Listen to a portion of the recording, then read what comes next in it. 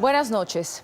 El emotivo encuentro entre los rehenes israelíes liberados el día de hoy con vida y sus familias, así como de los prisioneros palestinos retornando a los brazos de los suyos, son las postales de un día lleno de esperanza.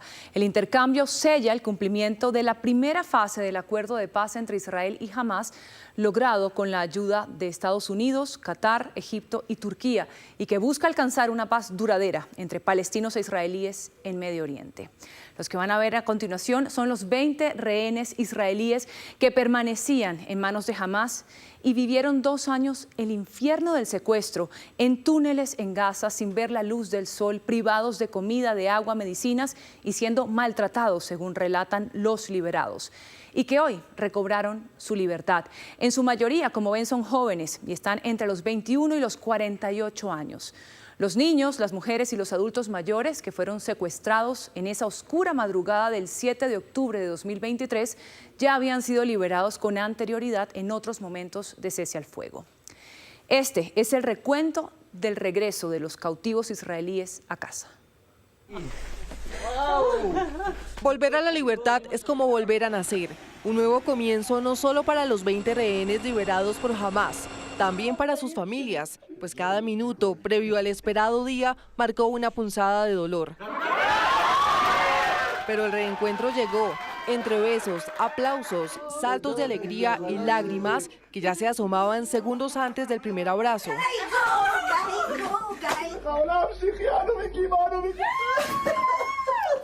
Para Ronen Kogel, la agonía por fin terminó.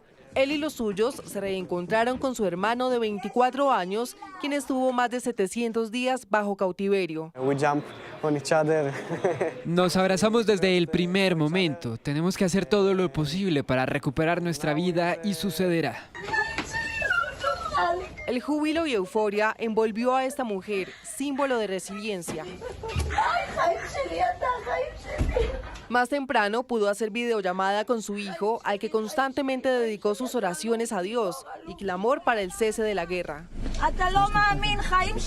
No te lo vas a creer, mi amor, todo estará bien. No habrá más guerra, todos volverán a casa, todos, mi amor, se acabó. Eso es todo, la guerra terminó, volverás a casa, mi amor, te amo, mi amor. Y Eviatar David también volvió a ver la luz. Hace unos meses dijo estar cavando su propia tumba. Hoy, 27 de julio, a las 12, no tengo ni idea si habrá comida. No tengo ni idea de qué pasará con ella. Llevo no sé cuántos días seguidos sin comer. Ahora puso fin a un capítulo de horror, mismo que no sabía cuánto más iba a durar. Esta familia observó en directo por televisión su anhelo más profundo hecho realidad, la liberación de Eitan Orn, un argentino de 39 años. La emoción era tan fuerte que costaba respirar. 2 años de pesadilla. He pasado por cosas difíciles en mi vida y siempre he logrado lidiar con ellas. Pero durante estos 2 últimos años sentí que era demasiado tarde. Mucho. No podía más. Estas imágenes no necesitan descripción. Así esperaban otras familias que sus seres queridos estuvieran con las fuerzas de seguridad israelíes. Estoy muy emocionada, ¿sabes? También me preocupa cada paso, quiero ver que todo salga bien, pero estoy muy emocionado de tener a Eilon pronto con nosotros. Los rehenes fueron puestos en libertad en 2 grupos, recibidos por la Cruz Roja, que los condujo hacia el ejército de Israel. Lo siguiente fue el traslado a hospitales desde la base militar de Rein. Y un silencio solemne tomó fuerza cuando llegaron los cuerpos de 4 cautivos al Instituto Forense de Tel Aviv. Hamás aseguró que recuperar los restantes tomará tiempo, al no haber total certeza sobre los puntos donde están enterrados. Hasta este lugar llegaron israelíes a depositar flores en memoria de las víctimas. Ahora el reto para ellos y los suyos será intentar dejar atrás el pasado, porque la vida empezó de nuevo, empezó desde este lunes.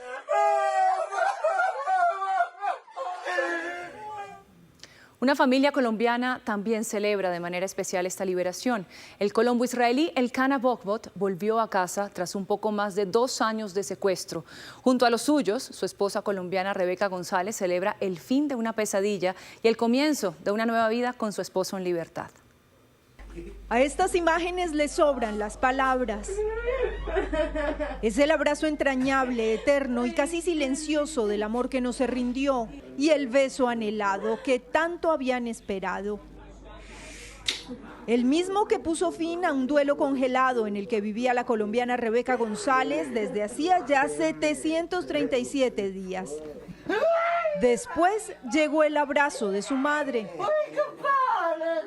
Sin querer soltarlo, lo miró una y otra vez como si necesitara convencerse de que lo que veía era real. Luego se acercaron su padre y otros familiares para al final fundirse todos en un solo abrazo, el del reencuentro que celebraba la vida y la libertad. Días antes así describía Rebeca a Noticias Caracol cómo soñaba que sería este momento. Esto va a ser el comienzo de algo muy bonito, un renacimiento de una familia, poder volver a abrazarlo, decirle que ya por la prueba más difícil de su vida la ha superado, porque después de esto no tenemos por qué quejarnos más en la vida. Así como la fe y la esperanza nunca se apagaron, desde que se conoció que el Caná sería liberado, las horas se llenaron de ansiedad y alegría contenida. El primer contacto antes de su liberación se dio a través de esta videollamada, aún con uno de sus captores a su lado. A el Caná se le iluminaban los ojos y sonreía al ver a su familia. Solo les pidió que se calmaran y les confirmó que todo estaba bien.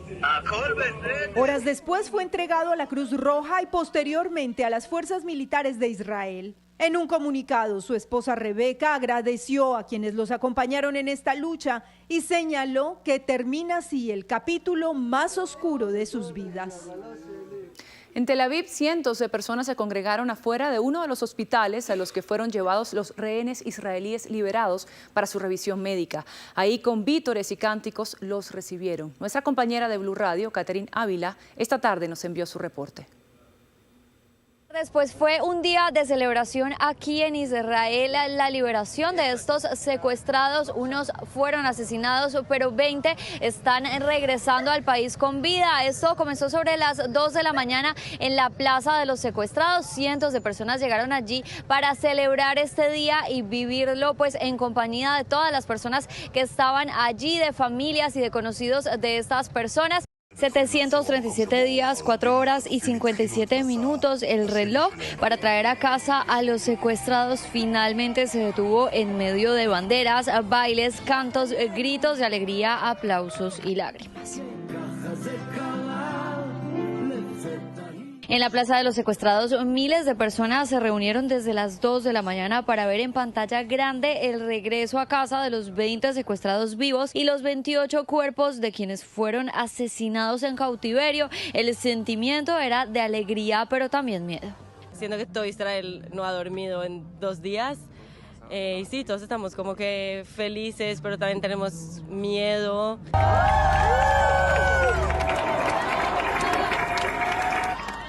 Pero la liberación finalmente llegó a las 8 de la mañana y con la plaza totalmente llena comenzó la primera entrega a una delegación de la Cruz Roja. Fueron 7 los liberados. Creo que no hay palabras de cómo escribir este momento en nuestra historia, un momento muy feliz.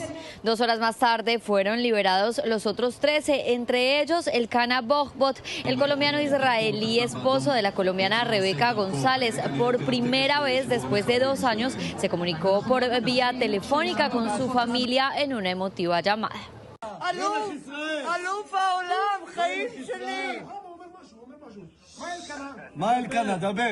Y con esa imagen se selló el reencuentro con su esposa. Su familia celebraba que por fin estaba en casa, como cientos de israelíes que hoy están listos para cerrar la herida que dejó el 7 de octubre de 2023.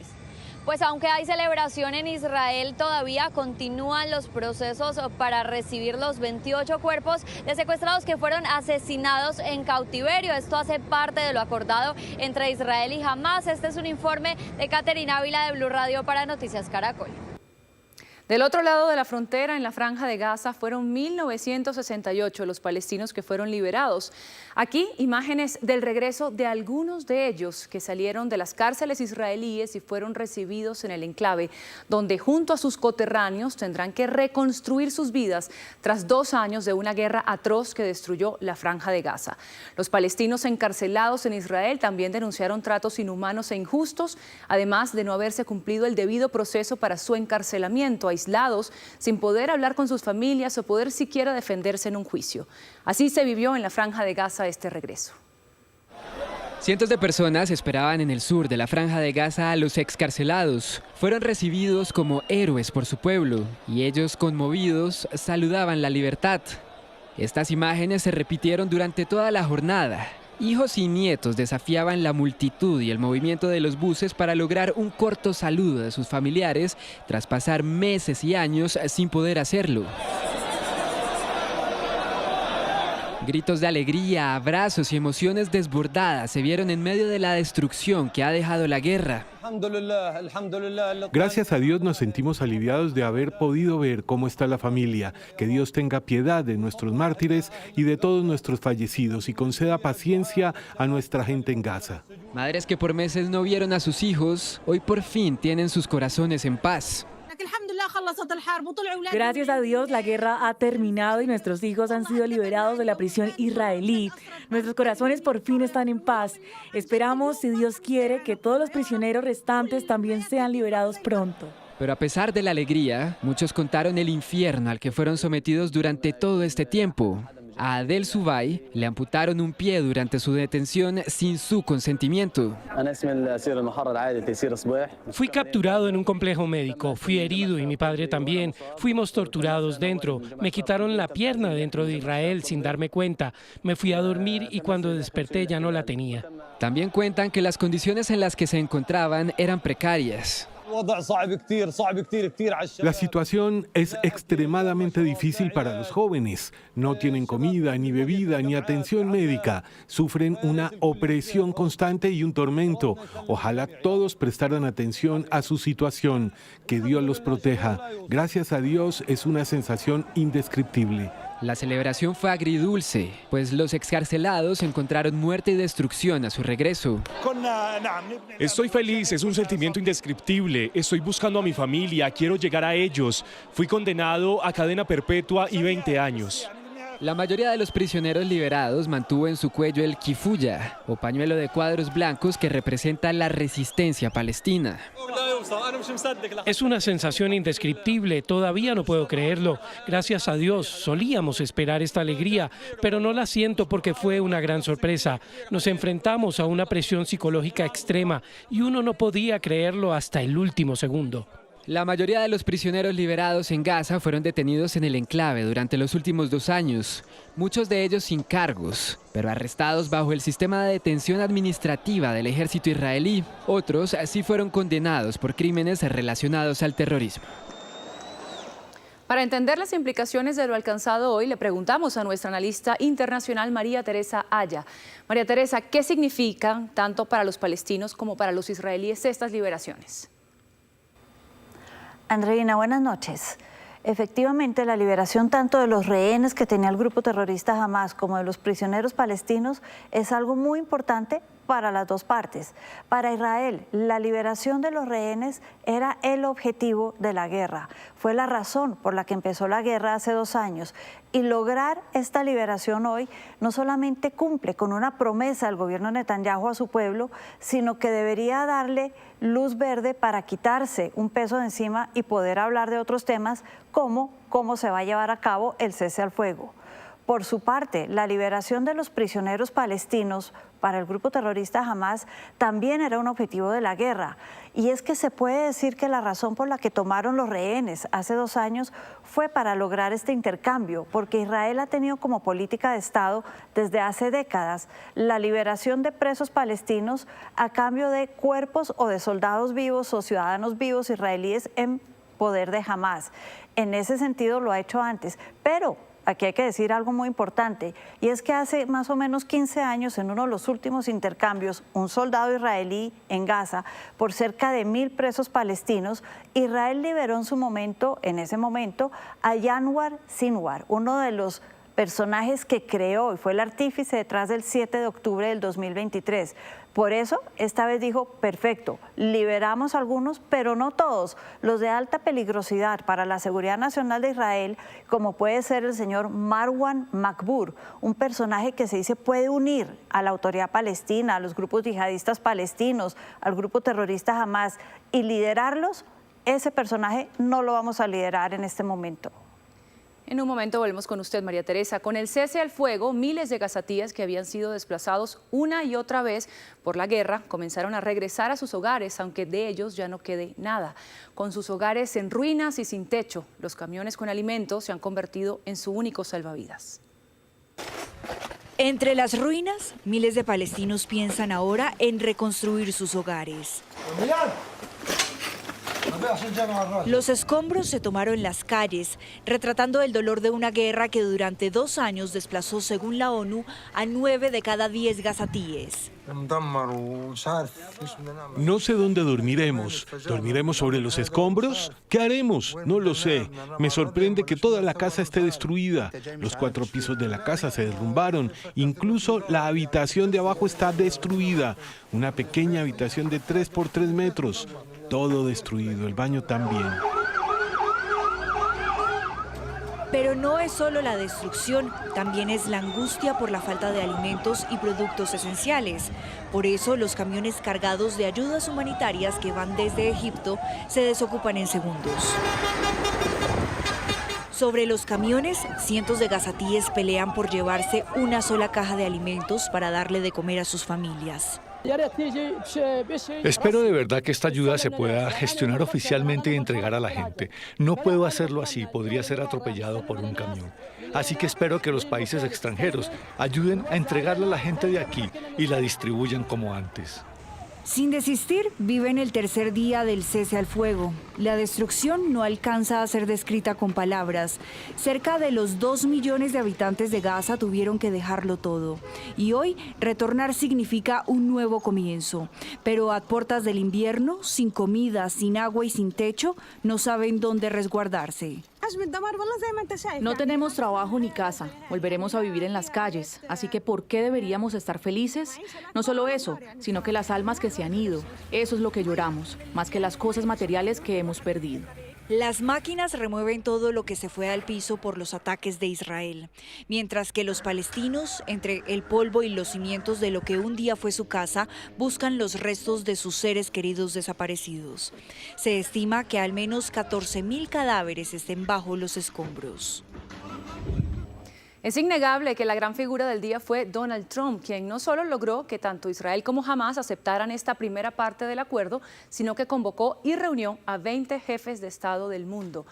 ¿Por qué un liderazgo como el de Donald Trump fue clave para alcanzar este acuerdo, Teresita?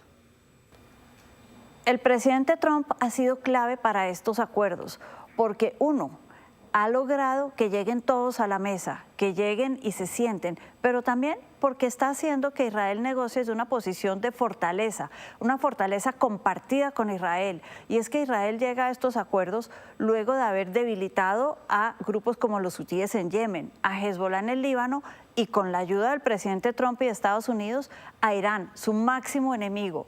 Así, el presidente fue clave para que Israel se sintiera empoderado y llegara a este cese al fuego sintiendo que había ganado algo y que había cumplido sus objetivos de guerra.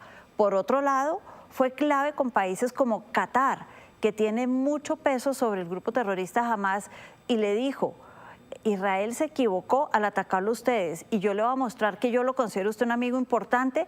Hizo que Israel pidiera perdón, y luego eso hizo que Qatar, junto con Egipto y Turquía, influyera sobre el grupo terrorista Hamas para que aceptaran el cese al fuego. Fue importantísimo esta posición de fuerza con la que llegó el presidente Trump a influir no solamente sobre Hamas, como era de esperarse, sino sobre Israel. Dijimos de fuerza, pero es que también tiene mucha influencia sobre Netanyahu y le dijo: esto es para su bien. Como lo dijo Donald Trump, en el Parlamento israelí se silenciaron las armas en la Franja de Gaza y los rehenes volvieron a casa. Una victoria que se anotó el presidente Trump y que también deja imágenes como esta.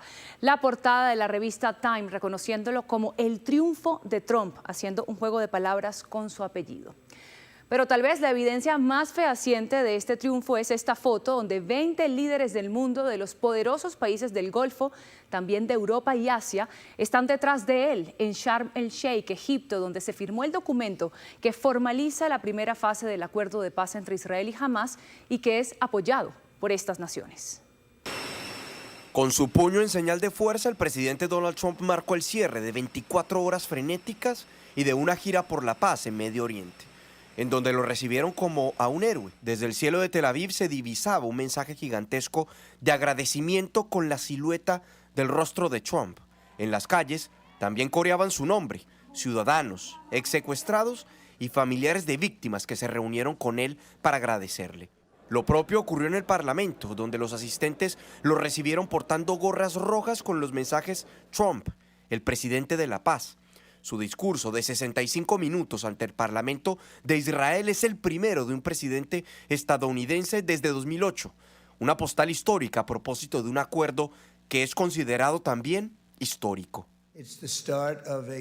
Es el comienzo de una gran concordia y una armonía duradera para Israel y para todas las naciones de lo que pronto será una región verdaderamente magnífica.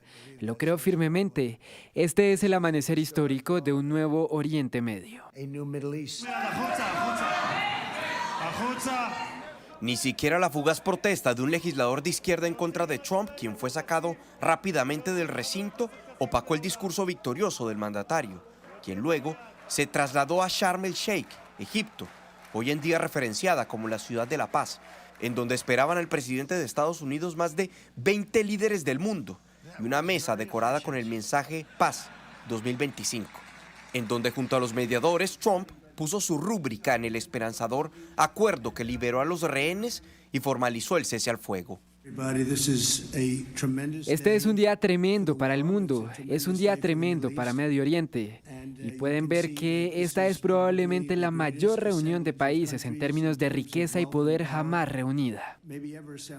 Aunque no dio detalles de qué exactamente firmaron, llamó la atención que tanto Israel como Hamás no estuvieron presentes en la ceremonia, por la que sí desfilaron los cerca de 20 líderes. Trump, como si se encontrara en Washington, hizo de anfitrión, saludándolos uno a uno, como por ejemplo al presidente de la Autoridad Nacional Palestina, Mahmoud Abbas, pero fue el apretón de manos con el presidente de Francia, prolongado y a ratos parecido a un forcejeo, el que llamó especial atención. Con Pedro Sánchez de España también hubo un apretón rígido, mientras que con el presidente de Turquía, Erdogan, a quien Trump ha llamado poderoso, el trato fue mucho más suave.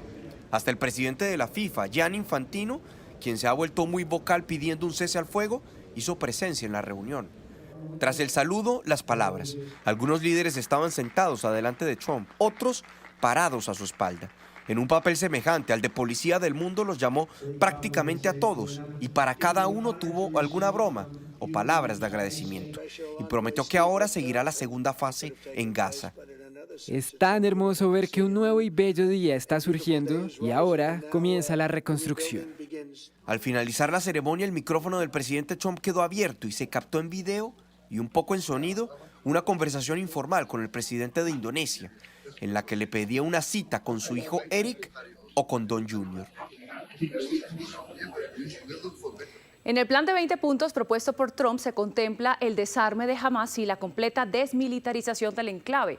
Un punto que Hamás no ha aceptado aún y no sabemos si lo hará. Así que aún hay varios obstáculos que podrían presentarse en el camino a una completa resolución del conflicto. María Teresa, ¿qué viene ahora y dónde podrían presentarse estas dificultades? Andreina, veíamos que Israel llegó a una posición de fuerza y Hamás bajo la influencia de Qatar, de Egipto y de Turquía. Pero a pesar de eso, estos acuerdos siguen siendo frágiles, porque en todo momento se habló, sí, del cese al fuego, del fin de la guerra como objetivo general, pero nunca de los detalles que van a llegar a ese fin de la guerra. Y ahí lo más importante es el Estado palestino y la creación del Estado palestino. De ese no se habla en estos 20 puntos y eso es un reto que hay que tener en cuenta muy fuerte para que esta paz dure. Sí o sí hay que hablar de eso. Sí se habla de la administración de Gaza, pero una administración liderada por Estados Unidos, europeos y árabes con plata, porque la plata se convierte en ese sostén del fin de la guerra. Pero no se habla de quién van a estar ahí los palestinos, si van a estar o no, y si no están, acá hay un riesgo de que esto se caiga.